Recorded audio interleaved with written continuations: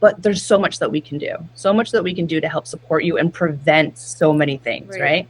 I think all too often it's like we don't seek out the help unless we have a problem, but let's seek it out and prevent the problem. Hi guys, I'm your host Megan Van Dievender, and this is the Empowerhood Podcast.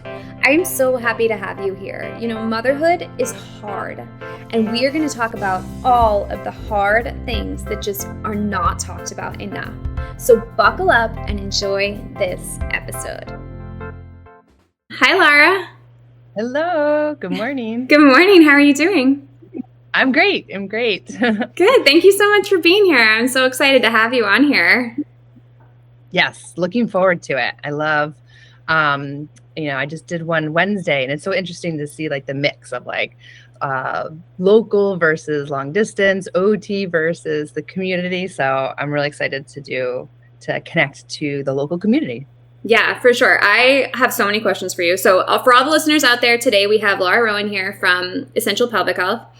So we are going to talk a little bit about the pelvic floor, how important it is to let it heal correctly after childbirth. And I would love to dig, I love it, a little bit deeper too into why women aren't educated enough on this part of the body.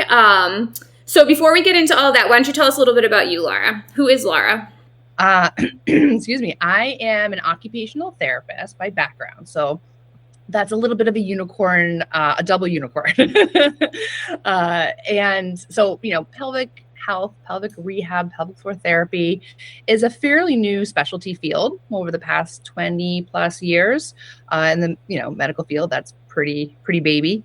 And it was predominantly physical therapist. So to be an occupational therapist, in my OT brain, when I started getting interested in this and really seeing what was out there and what was being done, it just made sense for me to do it. I mean, it's some of the most essential daily functions of our body, right? Right. But 15 years ago, that was not the realization. Physical therapists were primarily doing the work. So, but the education was available to OTs, and I, got started and I fell in love. It just really opened up a whole new world for me. And, as an occupational therapist before pelvic health, I was helping people. But once I discovered pelvic health, I just was so passionate because I was really transforming people's lives. That's what it felt like. So that's who I am. I've been doing it for 15 years. And then I started Essential Pelvic Health when I moved back to my hometown. So I got a lot of my training in Boston, and Chatham, New York is my hometown. And that was about 4.5 years ago. And I also teach. So now I can spread this work to more OTs and PTs, and really any wellness professionals that want to learn more, because it takes a team to be able to support this community and support ourselves, right? I say it, but honestly, pelvic health is for everybody. Yeah, it really is. I am a certified health coach, and I mean, I've taken classes on it just because I mostly work with postpartum or moms. And I mean, obviously we talk about it sometimes, postpartum, but then like years down the road, people are still having, issues with their pelvic floor after having a baby. So it's really for any age. And like you said, any kind of person looking to better their wellness. I'm also from Boston. So you were in my hometown, and now I live in New York. But yeah, so what drew you to pelvic health? Like, why did you want to focus on that? So, initially I was, after graduating college, I was in SNFs, so skilled nursing facilities. So really my primary population I was working with were geriatrics. And I did management. So I was rehab director of various departments. And when the incontinence program rolled through, nobody was really eager to start that. So as a manager, I decided to head it on, and I just started doing some very simple retraining, scheduling strategies and some exercises, and was seeing really good results with my male and female clients. So both genders.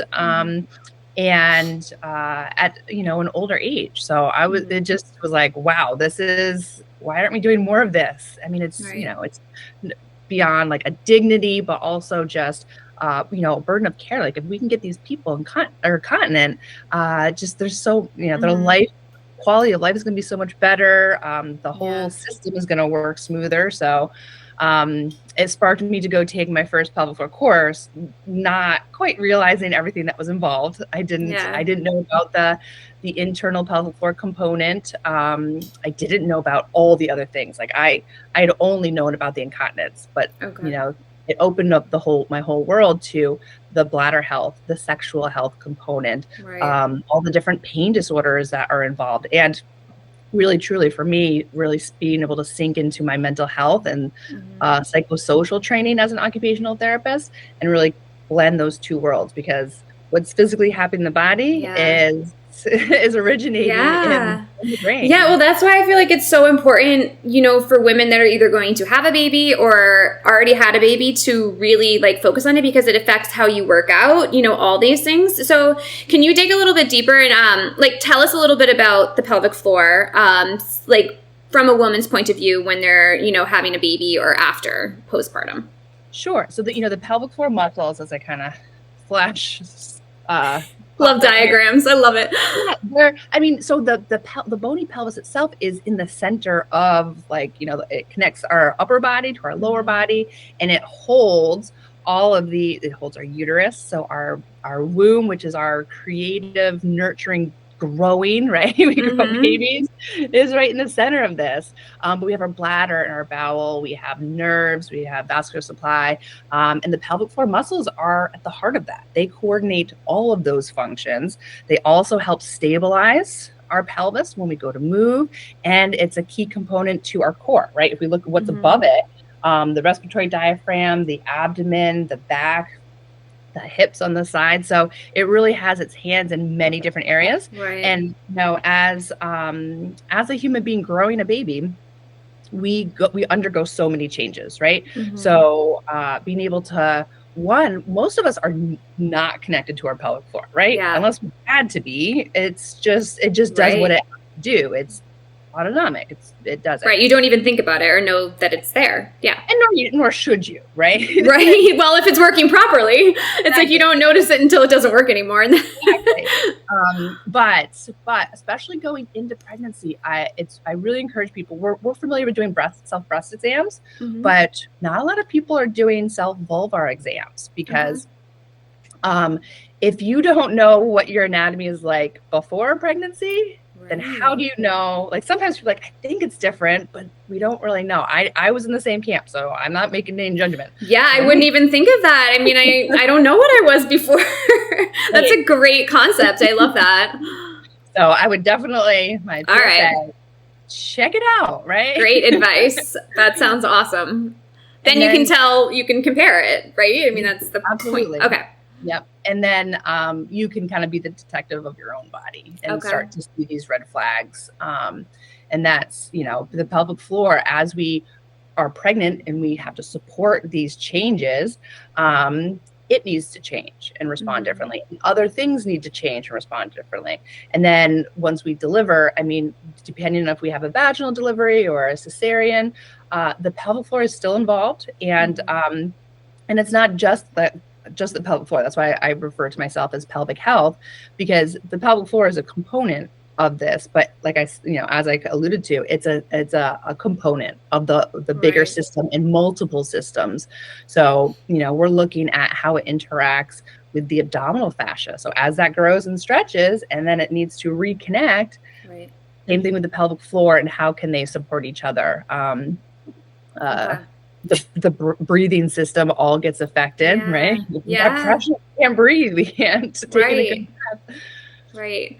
I mean, is it possible to be able to have a baby and not damage your pelvic floor? Is that possible? Or do you always have to kind of heal that part of your body afterwards?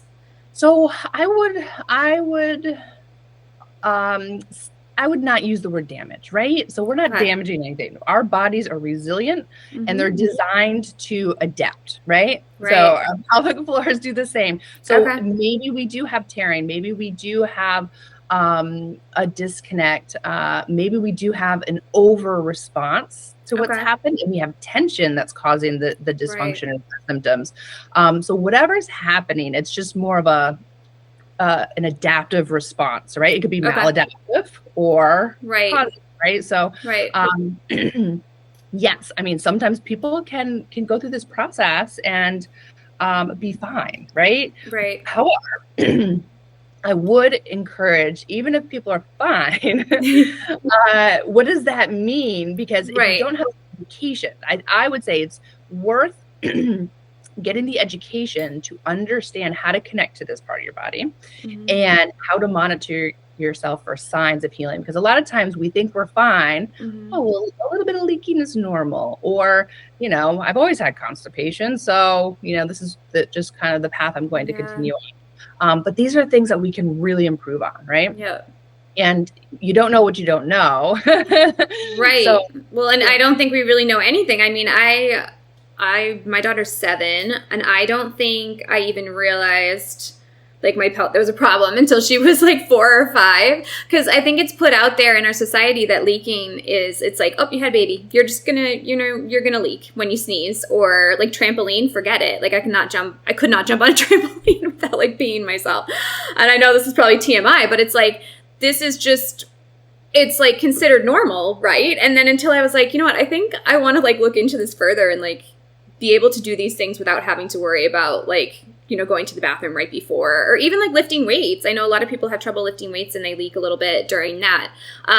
So then I started kind of repairing from there, and it went away completely, after putting in the work. But no one told me that I should even be like thinking about these things. So that's why I'm just so curious about all this stuff and like how to spread awareness on this subject.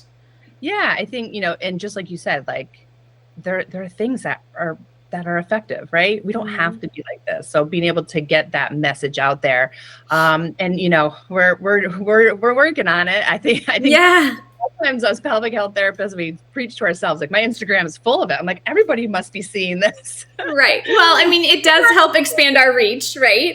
But I mean, I think it's great what you said, like, don't say damage. I mean, our body can get damaged, but it's meant to be repaired, right? Like the body can always repair itself. So I think that's really important to all the women out there that we're talking to today that might be having these issues. I mean, what's the most common things you see postpartum with pelvic floor health? Sure.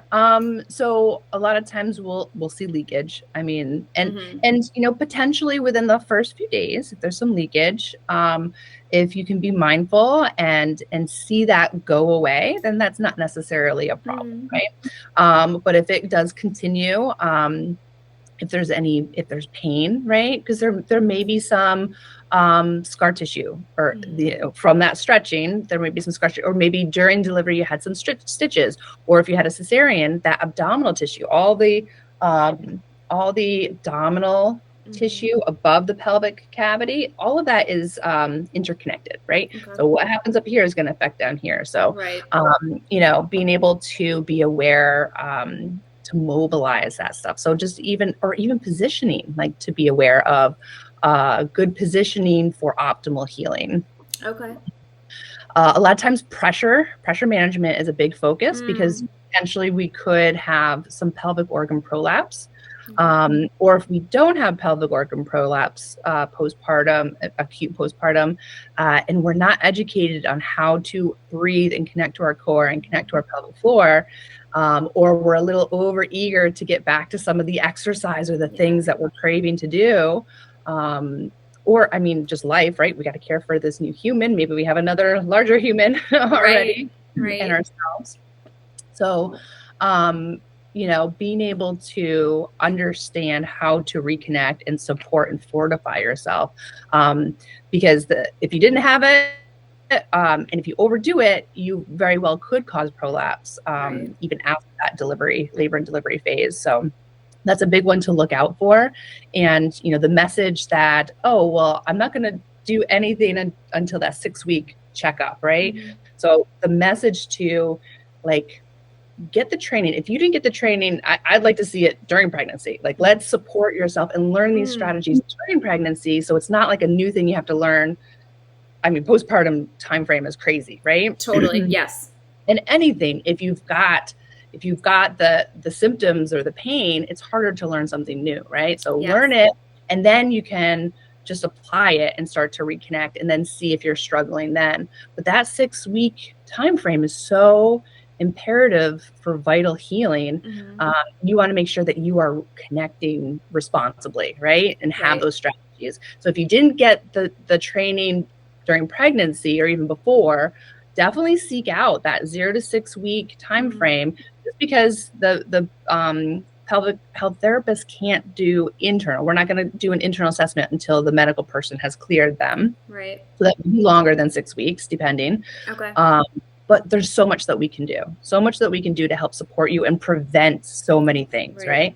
I think all too often it's like we don't seek out the help unless we have a problem, but let's seek it out and prevent the problem. Yeah, 100%. I mean, really, for everything, I just think it's so hard, again, in our society where we wait until we're in pain, or we wait until we have a huge problem and then we start seeking out help. And then it's like just a little bit harder to adapt, especially when you have a newborn or other children also, running around and whatnot.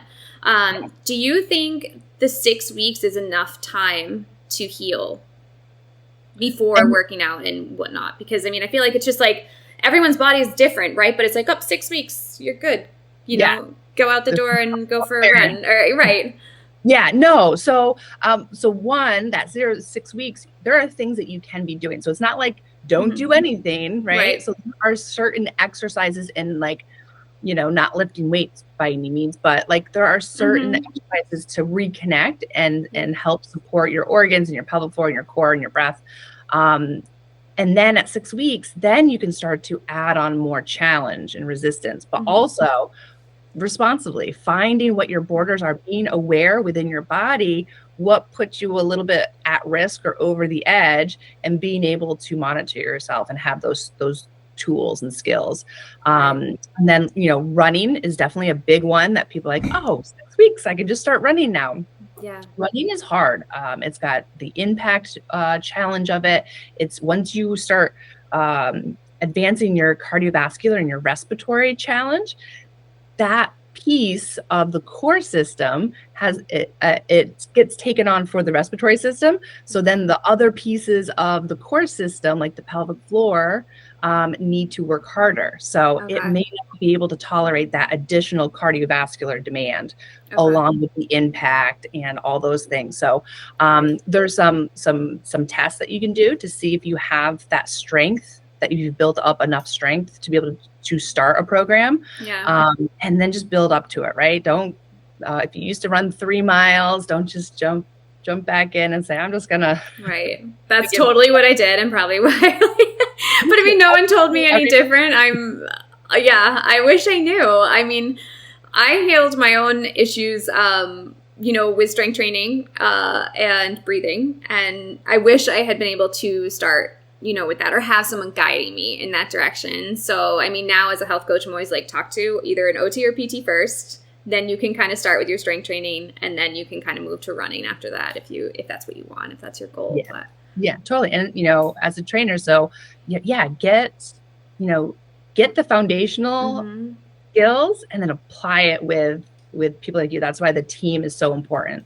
Yeah, well, because like you said, I mean, it causes other issues in your body, not just with your pelvic floor if it's not working correctly. I mean, I've had women that have had back or neck issues or shoulder issues because of their diastasis recti, or pelvic floor issues, or hip issues because of it. So it's like, it's not just leaking and all that stuff. It can cause bigger issues, right? Yep, because so a lot of times the leaking is a signal that something else isn't functioning. Like the pelvic floor is usually kind of, in between. So being able to like start to really seek those out, because, and especially postpartum, a lot of times our hormones are really good and can like help heal and get us beyond that point. Yeah. And then we go about what we need to do. And then later in life, when we have hormone changes again in that perimenopause phase and menopause phase, Okay. some of those obstetric things that happened that we forgot about resurface because they never actually got fully moved through. Okay. I mean, what do you think, like, percentage-wise of women out there are walking around with pelvic floor issues today? I'm just curious, like, because to me, I'm like, I walked around for like 5 years with. Yeah. How about I answer it this way? So, Okay. like, you mean postpartum or just in general? Sure, postpartum. Let's narrow it down a little bit. Okay. So postpartum, if you haven't sought help, I'd say probably 100% of postpartum women can learn something that's going to help support them. Okay. Right? Yeah. Yeah. I mean, to be able to, answer that, there's so many different imbalances, and especially, it's more the awareness, right? People like, oh, like if they don't identify with it just because they don't know, it's hard to have a percentage like that. But I mean, honestly, that percentage is going to be pretty high just for the general public too, right? Right. I mean, why do you think, OBs and midwives and stuff don't talk about it more, when they are clearing people, or, same with dystasis recti and stuff, like, why is that not talked about more?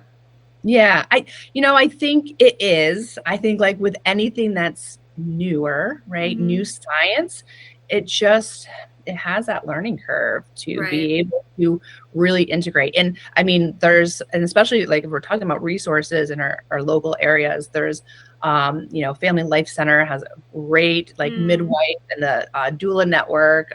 Yes. There's lots of wonderful Michelle Doyle. There's like lots of wonderful supports out there. So, and they get it. They totally get it. So, I think, but there are still, especially like, physicians that are just not quite, I think they just haven't been exposed to it potentially. Right. Yeah. So the ones that have, and, I've treated some doctors, and it's funny because they're like, oh, I went through med school. I must have learned about this part of my body. But it's like a blank box. And, they're just, they're thankful and happy to kind of get up to speed. It's like anything, especially with medical practice. You have to stay on top and just, learn what the new advances are. Yeah. I mean, I feel like, they don't necessarily have to talk about, but even like a referral, like, oh, you just had a baby, you're about to have a baby. Here is, a pelvic floor referral for you. Just if you want to look into it after having a baby, go for it, or during. It's really important. That's it. I mean, that takes like 15 seconds, just to like give out a card or, a recommendation. And I think that would go a long way. And obviously us keep spreading the word and stuff too. Absolutely. That's, grassroots, continue the conversation, like you're doing. Yeah. And there's a federal bill that we're trying to get passed. Okay. HR 2430. And, right now, as it reads, that it's looking to get pelvic rehab for everyone postpartum, right? Oh, that's like, amazing. I didn't know this. And right now it reads for physical therapy, and we're trying to get occupational therapy included in that. Okay. Or potentially a separate bill written so both are covered. Yeah. But it's important to have both disciplines because this is an emerging practice and it's growing, and it's an underserved population, and we need all hands on deck. And OTs and PTs are both well trained, and to collaborate, they both have their unique skills in this area. So to be able to have access to both is a priority, I think. Yeah, that'd be huge. So is this bill being passed in the state of New York? No, it's a federal bill. So a federal bill. It's hopefully it gets passed, but it's in Congress, and so that's huge. I love that. That would be, I mean, a life changer for sure, just to have those options. That's so great. You must be so excited. France, that's it. We've been saying for years, well, France, you automatically, postpartum, you get access to that amount of pelvic rehab visits. So wow. And this is through like insurance companies, you're saying, like insurance would cover this. Wow. That's amazing. I mean, that's almost like you go to so many visits with your OB after birth. It's like you just add those in for your recovery, right? Is that what you're saying? Like, that's how it would be. Wow. Yeah. That's And you huge. don't have to wait until you have a problem, right? So you get Right. seen, so you can identify any potential risk factors. You can just start to really be empowered in understanding how your body works, because that's really like when I teach, that's what I'm teaching. I'm teaching the clinicians to be able to understand the mechanisms so they can understand the interventions, but then further teach their clients to understand the mechanism so they can understand how to incorporate it into their daily life. Yeah, I mean, and I think you said before, just bringing awareness to it. And I think if it, like, a bill is passed and it's included, that shows how important it is, right? Like, if people aren't like, oh, this is just an option that I can do or I can't do, it really says like, all right, you should be doing this. It puts it out there. Right. I think that would just make such a big difference just in women's recovery in general. Yeah, wow, that's huge. I'm so happy for you. And prioritizing it, right? Yes. Like making a statement that, I mean, it's so easy to overlook ourselves, especially postpartum. Like that baby comes out, we are not even in the picture in our minds. And we need to be, right? We need to take care of the caregiver and prioritize that. So we can do our well. Right. I mean, that's my whole job. Basically, I work with moms to help them prioritize themselves. And because, if you don't take care of yourself, who's going to take care of these kids? You know, it's really like people think it's selfish, but you actually have to take care of yourself first in order to, be who you want to be, So, that's huge. I'm trying to think what else I had left to ask you. I mean, what advice could you give to women right now that are going through these issues? Like, find an OT, find a PT, like what could they do at home to start or to find out? So first, I mean, they can, I have a lot of free resources. They can access those. It's hard when you're like out there searching and you get so much information. Yes. And kind of like the title of this was, way more than Kegels. So really, getting that, assessment to understand what is happening in your body, because Kegels are fine if you just have weak or disconnected pelvic floor muscles. Okay. But often what we see, more often than not, is we see tension, we see imbalances, and we see things that are a little bit more complicated away from the pelvis, right? So getting a skilled eye to be able to identify those for you, because it's impossible, like even for me to identify some of the things, it's impossible to really self-assess. It's just so hard. Okay. So being able to seek that good, thorough assessment, so then your efforts to be able to do Kegels or do pelvic floor lengthening breaths, whatever the heck that means, right? Learn. Yeah, when I was told to breathe, I was like, what do you mean breathe? Like, I mean, I'm an avid worker on my breathing because I think it's very important for your body, but I was like, how is that going to help my pelvic floor? But it actually did wonders, like to be able to manage the pressure, going down. That's huge. Yeah. So then that what you're doing is actually the right things to be doing. Because if you've got tension in your pelvic floor, that's the driver for your symptoms. And you start squeezing it and isolating the pelvic floor, it's either just not going to help, or it might even make it worse, right? And you'll get frustrated, and then your just even your state of mind, your hope, your emotional state is just going to tank. So yeah, and I think postpartum too, it's so hard. Like, I know for me, it was really hard because I had dystasis recti and I wasn't cleared to work out. And of course, I'm doing these exercises at home, but I didn't reach out to a professional, to help me. And it wasn't healing as fast as I wanted it to. And of course, when you're in this emotional state of just having a baby, your hormones are crazy, you're not sleeping, it's hard. You go into like a dark place and you're also not allowed to, really move your body the way you want to. So again, it just kind of brings a little darkness to your life, and not at the time you want it either. You have this joy of a new baby and you're feeling just not yourself. So, I mean, I think reaching out and finding that professional help is huge. I only have one child and I don't plan on having more, but if I had another one, I would do that for sure. Yeah, do it sooner than later. Don't wait for it to get like that. Like, you can learn during your pregnancy, then you can enjoy your pregnancy. you can learn earlier in postpartum, then you can enjoy that time with your baby, right? Right. Is it possible while you're pregnant to strengthen the pelvic floor enough that it would help you postpartum? Yes. Like if you put in the work before. Yes. So you're going to be able to build those skills to be able to connect to your pelvic floor in both directions, right? So that Kegel, that shortening and lift, but also that lengthening is so important to be able to give your pelvic, your muscles a break, right? If anything's on all the time, or you're clenching your jaw, same thing with your pelvic floor. If it's on all the time, it's going to get stiff. You're not going to be able to move. It's not going to be able to function as well. And it's probably not going to feel good. So being able to just connect to that and then have those strategies afterwards right away is huge. Okay.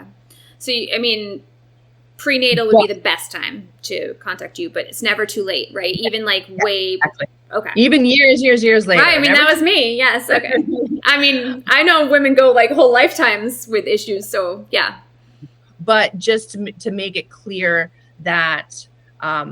and there's things that you can do also to make sure that it's responsive. Okay. So a lot of times people want to, do things to make sure that they don't tear, right? There's no 100% guarantee that if you do these things, you're not going to tear. I mean, everybody's different and labor and delivery process is going to be different.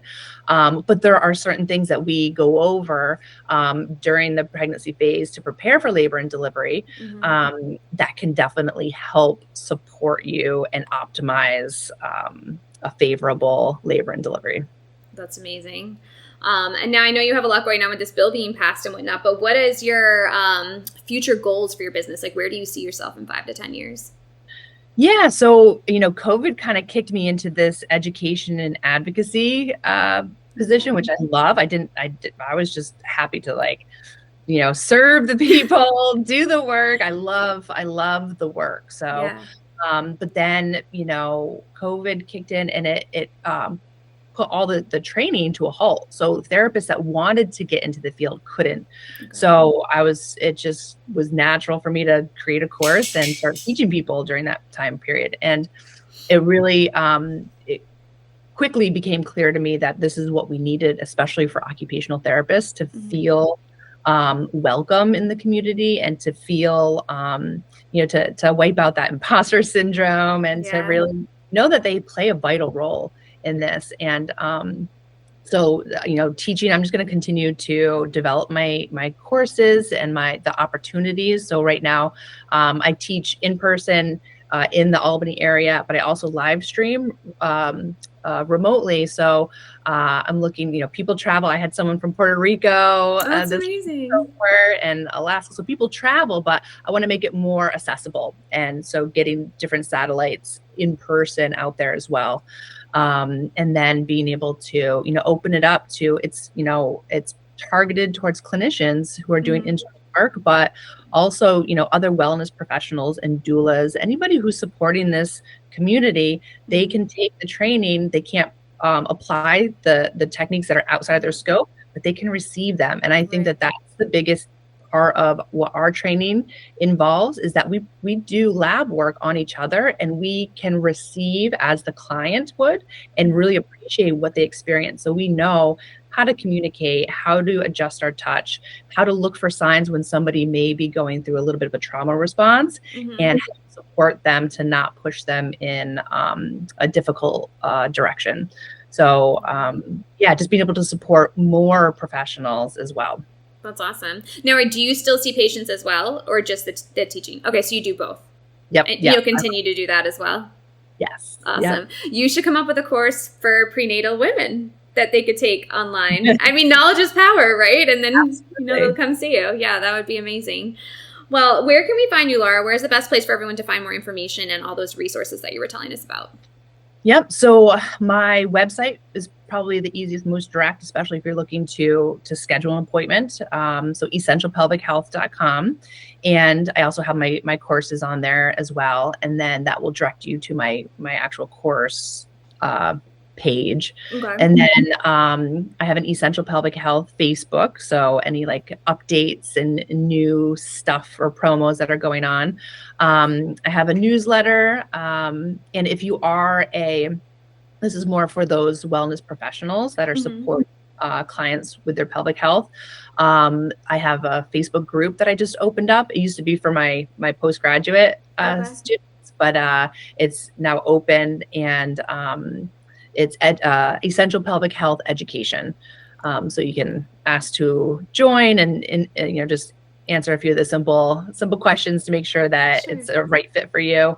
And then Instagram, where my partner Allie Kochi, she's a doctor of physical therapy, so she helps me with PR stuff, and she's a pelvic health physical therapist as well, and Pilates trained. So put some fun stuff up there as much as we can. Awesome. All right, all of that will be linked below. I really appreciate you taking the time to come on and talk about this. This was so much good information, and I mean, I know it's going to really help a lot of people, and hopefully, push them to reach out for help. And yeah, and thank you for the work that you do, and for getting the word out as well. So yeah, and let's keep doing it. I'm sure we'll be working together again soon for sure. Yeah, absolutely. Thank you. All right, thanks, Laura. Tell Allie I said hi. Will do. All right, bye-bye. Bye. Thank you so much for tuning in today. Empowerhood is brought to you by Flourish Everyday Coaching. Check them out in the link below. And again, thank you so much for being here. We really appreciate it. If you could take 60 seconds of your time and leave us an Apple review, this helps share the news about this podcast and help women all over the world. If you want to see the video version of this podcast, you can go to our YouTube channel and subscribe there. Thank you so much, and we'll see you at the next episode.